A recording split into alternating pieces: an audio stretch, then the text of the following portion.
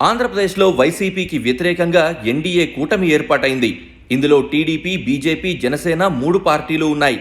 కొన్ని సర్వేలు ఈసారి ఎన్డీఏ కూటమి 115 నుంచి 120 సీట్లు కైవసం చేసుకుంటుందని చెప్తున్నాయి. వైసీపీకి 55 నుంచి 60 సీట్లు వస్తాయని అంటున్నాయి. ఎన్డీఏ కూటమి సమావేశాలకు ప్రధానమంత్రి నరేంద్ర మోదీ కూడా హాజరవుతూ ఉండడంతో ఆ పార్టీ శ్రేణుల్లో ఉత్సాహం వెల్లువెత్తుతోంది. అలాంటి సమయంలో ఈసీ నిర్ణయం జనసేన పార్టీకి కొంత తలనొప్పిగా తయారైంది. ఎన్నికల కమిషన్ దేశంలోని గుర్తింపు పొందిన రాజకీయ పార్టీల వివరాలను వెల్లడించింది.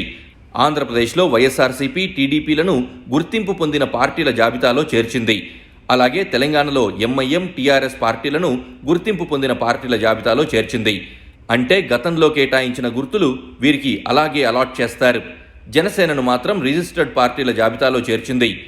అలాగే ఆ పార్టీ గుర్తైన గ్లాస్ గుర్తును ఫ్రీ సింబల్ జాబితాలో చేర్చింది. ఇలా చేర్చడం వల్ల జనసేనకు మళ్లీ ఆ గుర్తు కేటాయిస్తారా లేదా అన్నది అనుమానాస్పదం. ఈసీ ఈ నిర్ణయం జనసేన పార్టీకి తలనొప్పిగా మారింది. ఇప్పటికే ఎన్నికల ప్రచారంలో గాజు గ్లాస్ గుర్తును జనసేన పార్టీ ప్రచారం చేసుకుంటోంది. ప్రజల్లో కూడా ఈ గుర్తు బాగా నాటుకుపోయింది.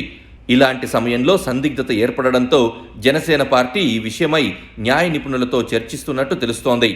ప్రజల్లో బాగా పాపులర్ అయిన ఈ గుర్తును మారిస్తే జనాల్లో కన్ఫ్యూజన్ ఏర్పడుతుందని, దీనివల్ల తమకు పోలయ్యే ఓట్లు వేరే పార్టీకి పడే అవకాశం కూడా ఉంటుంది కాబట్టి వీలైనంత త్వరగా ఈ విషయమై స్పందించి తమకు గ్లాస్ గుర్తును కేటాయించాల్సిందిగా ఈసీని కోరనున్నట్లు తెలుస్తోంది.